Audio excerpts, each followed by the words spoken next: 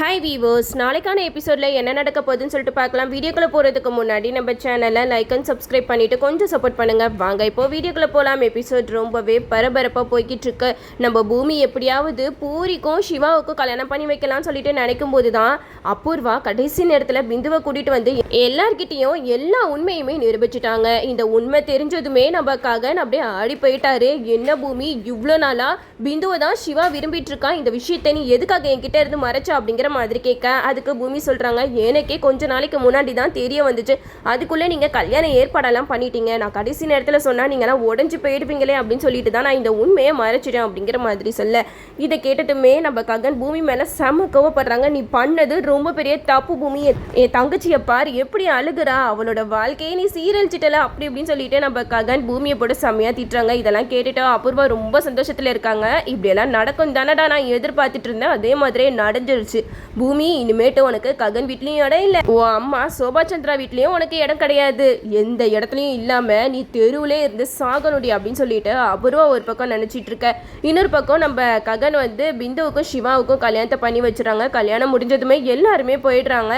நம்ம பூமி தனியா மண்டபத்தில் உட்காந்து அழுதுட்டு இருக்காங்க. இப்போ நான் எங்க போறது அப்படின்னு யோசிச்சுட்டு இருக்கும்போது ககன் வீட்டுக்கு தான் போறாங்க. ககன் வீட்டுக்கு போனா அந்த இடத்துல நம்ம ககன் பூமி மேல செம கோவப்படுறாங்க. நீ யார் எங்க வீட்டுக்கு வரதுக்கு அப்படிங்கிற மாதிரி கேட்க, அதுக்கு பூமி சொல்றாங்க, பாவா என் மேல உங்களுக்கு கோவம் இருக்குன்னு எனக்கு நல்லா தெரியும், ஆனா இந்த குடும்ப மானத்தை காப்பாத்துறதுக்காக நான் எவ்வளவோ போராடினேன், கடைசி நேரத்துல அந்த அபூர்வா என்னைய பழி வாங்குறதுக்காக இப்படி பண்ணுவானா கொஞ்சம் கூட எதிர்பார்க்கல அப்படிங்கிற மாதிரி பூமி சொல்ல, இதெல்லாம் கேட்டுட்டு ககன் சொல்றாங்க, போது நிறுத்து, நீ தான் எல்லாத்துக்குமே காரணம், தேவையில்லாம அபூர்வா மேல நீ பழிய தூக்கி போடாத, நீ மட்டும் என்கிட்ட ஆரம்பத்திலே ஒரு வார்த்தை சொல்லியிருந்தா இந்த கல்யாணத்தையே நான் நடத்த விட்டுருக்க மாட்டேன், என் தங்கச்சி வாழ்க்கைக்கு இப்போ நீ எந்த பதில் சொல்ல போற, என் தங்கச்சி வாழ்க்கை இப்படி இருக்குதுன்னா நான் மட்டும் இப்படி உங்க கூட சந்தோஷமா வாழ முடியும், இந்த வீட்டை விட்டு போ அப்படின்னு சொல்லிட்டு பூமியை அப்படியே கழுத்தை பிடிச்சி வெளியில தள்ளுறாங்க. கரெக்டா நம்ம சந்திரா வந்து பூமியை பிடிக்கிறாங்க. அப்போ ககன் சாரதா ரெண்டு பேருமே பார்த்துட்டு இருக்காங்க. சந்திராவை பார்த்ததுமே நம்ம சாரதா பயங்கரமா அதிர்ச்சி அடைகிறாங்க. அப்பதான் சந்திரா பூமி கிட்ட சொல்றாங்க, உனக்கு இப்படி ஒரு நிலைமை வரும்னு எனக்கு நல்லாவே தெரியும் பூமி, நீ இவனுக்காக என்னென்னமோ செஞ்ச, ஆனா கடைசியில அவன் தங்கச்சி வாழ்க்கை இப்படி ஆயிடுச்சுன்னு சொல்லிட்டு உன்னைய வீட்டை விட்டு துரத்திட்டான் பாத்தியா, வா உனக்காக நான் இருக்கேன், உன் அப்பா சந்திரா இருக்கும்போது நீ எதுக்காக இவங்க கிட்டலாம் இப்படி அசிங்கப்பட்டு நிக்கிற, வா என் கூட வா அப்படின்னு சொல்லிட்டு பூமியை சந்திரா கூட்டிட்டு போயிடுறாங்க. இந்த சைடு அபூர்வா, நட்சத்திரா, மருதன் எல்லாரும் ரொம்ப சந்தோஷத்துல இருக்காங்க. இன்னொரு பூமி எந்த இடத்துல பிச்சை எடுத்துட்டு இருக்காளோ அப்படி இப்படின்னு சொல்லிட்டு அபூர்வா ஒரு பக்கம் பூமியை வச்சு கிண்டல் பண்ணி பேசிக்கிட்டு இருக்காங்க. அப்ப நட்சத்திரா சொல்றாங்க, அம்மா அவ இப்படி புடவை கட்டிட்டுலாம் போனா யார் அவளுக்கு பிச்சை போடுவா அப்படிங்கிற மாதிரி நட்சத்திரா ஒரு பக்கம் சொல்லி சிரிச்சிட்டு இருக்க. அபூர்வா சொல்றாங்க, என்னைய என்னென்ன பாடுபடுத்தினா அவளுக்கு இதுதான் சரியான தண்டனை, அந்த ககனும் வீட்டை விட்டு துரத்திட்டான், இனிமேட்டு அவளுக்கு இந்த வீட்லயும் இடம் கிடையாது, இதுக்கப்புறம் பூமியோட நிலைமையை நினைச்சா கொஞ்சம் பாவமா தான் இருக்கல அப்படின்னு சொல்லிட்டு மூணு பேருமே கெக்கப்புக்கான்னு சிரிச்சு பேசிக்கிட்டு இருக்காங்க. கொஞ்ச நேரத்திலேயே இவங்க எதிர்பாராத ஒரு விஷயம் நடக்க போதுன்னு தெரியாம இவங்க ரெண்டு பேருமே ரொம்ப சந்தோஷமா இருக்க. ஒரு பக்கம் சந்திரா வராங்க. சந்திராவை பார்த்ததுமே அப்புறம் அப்படியே அமைதியாயிடுறாங்க. சந்திரா கிட்ட கேட்குறாங்க, என்னாச்சு பாவா ஏன் ஒரு மாதிரி இருக்கீங்க அப்படிங்கிற மாதிரி கேட்க, அதுக்கு சந்திரா சொல்றாங்க, என்ன தைரியம் இருந்தா பிந்துவை அந்த சிவாவுக்கு கல்யாணம் பண்ணி வச்சிருப்பேன் அப்படிங்கிற மாதிரி கேட்க, அதுக்கு அப்புறம் சொல்றாங்க, நான் என்ன பண்ணுவேன், பிந்து விரும்பிட்டா அதனால தான் நான் சேர்த்து வச்சேன் அப்படி இப்படின்னு சொல்லிட்டு அப்புறமா பேச. அப்போ அப்புறம் வந்து சந்திரா கிட்ட சொல்றாங்க, இதெல்லாம் விடுங்க மாமா, பூமியோட நிலைமையை நினைச்சாதான் ரொம்ப பாவமா இருக்க, இந்நேரம் பூமி எங்க கஷ்டப்பட்டு இருக்காளோ அப்படிங்கிற மாதிரி சொல்லிக்கிட்டு இருக்கும் போதே நம்ம பூமி அப்படியே மாசா என்ட்ரி கொடுக்குறாங்க. அப்பதான் சந்திரா பூமியோட கையை பிடிச்சி வா பூமி உள்ள அப்படின்னு சொல்லிட்டு கூட்டிட்டு வராங்க. இதை கொஞ்சம் கூட எதிர்பாராத அபூர்வா, நட்சத்திரா, மருதாணி மூணு பேருமே அப்படியே அதிர்ச்சியில உறைஞ்சு போய் நிற்கிறாங்க. நட்சத்திரம் அபூர்வா கிட்ட சொல்றாங்க, என்ன மம்மி அப்பா போயும் இவளை திருப்பி நம்ம வீட்டுக்கே கூட்டிட்டு வந்திருக்காரு அப்படிங்கிற மாதிரி கேட்க, அதுக்கப்புறம் சொல்றாங்க, நீ கொஞ்சம் வாயை மூடிட்டு அமைதியாயிரு, எனக்கே இங்க என்ன நடக்குதுன்னு ஒண்ணுமே புரியல அப்படிங்கிற மாதிரி சொல்லிக்கிட்டு இருக்கும் போது நம்ம சந்திரா சொல்றாங்க, இனிமேட்டு பூமி இங்க தான் இருப்பா அப்படிங்கிற மாதிரி சொல்ல, இதை கேட்ட அபூர்வா சொல்றாங்க, ஆமா அவளுக்கு இந்த வீட்டுல எல்லா உரிமையும் இருக்கல அப்படிங்கிற மாதிரி சொல்லி அப்படியே மழுப்புறாங்க. இன்னொரு பக்கம் சந்திரா பூமியை கூட்டிட்டு வந்து பூமி கிட்ட சொல்றாங்க, எங்க பாரு பூமி, இனிமேட்டு நீ சந்திராவோட பொண்ணு மட்டும்தான் அப்படின்னு சொல்லிட்டு எல்லா சொத்து பத்து எல்லாத்தையுமே நம்ம பூமி பேருக்கு டிரான்ஸ்ஃபர் பண்றாங்க. இதை கொஞ்சம் கூட எதிர்பாராத அபூர்வாக்கு ஹார்ட் அட்டாக்கே வந்துடும் போல.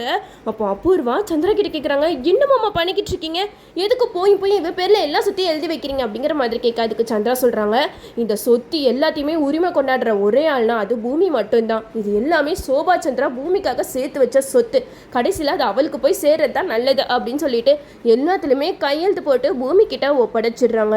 அப்போ நம்ம சந்திரா வந்து அபூர்வா கிட்ட சொல்றாங்க, அபூர்வா எனக்கு என்ன பண்றதுன்னே தெரியல, பூமி இப்படி யாருமே இல்லாமல் நிற்கிறத பார்க்கும்போது எனக்கு ரொம்பவே கஷ்டமாக இருக்குது. என்னதான் இருந்தாலும் அவளை பெத்த அப்ப நான் அவளை இப்படி தனியாக பார்க்க என்னால் முடியல. அதனால தான் அவளை வீட்டுக்கு கூட்டிகிட்டு வந்தேன். அது மட்டும் இல்லாமல் இந்த சொத்து எல்லாத்துக்குமே உரிமையான பூமிக்கே போகட்டும் அப்படின்னு சொல்லிட்டு தான் நான் எல்லாத்தையுமே பூமிக்கே எழுதி வச்சுட்டேன் அப்படிங்கிற மாதிரி சொல்ல, இதை கேட்டதுமே அபூர்வா, நட்சத்திரா, மருதாணி 3 பேருமே அப்படியே அதிர்ச்சியில் உறைஞ்சி போய் இருக்காங்கன்னே சொல்லலாம். அப்போ நட்சத்திரா சொல்கிறாங்க, எல்லாத்தையுமே அவளுக்கு எழுதி கொடுத்துட்டீங்கன்னா நம்மளுக்குன்னு என்ன இருக்கும் அப்படிங்கிற மாதிரி கேட்க, அதுக்கு சந்திரா சொல்கிறாங்க, இங்கே பாருங்கள், யாரும் என்கிட்ட எதுவும் கேட்காதீங்க, இந்த சொத்து எல்லாமே அவளுக்கு தான் சேரும் அப்படின்னு சொல்லிட்டு பூமி கையில் ஒப்படைச்சிட்டு நம்ம சந்திரா பாட்டுக்கு போயிடுறாங்க.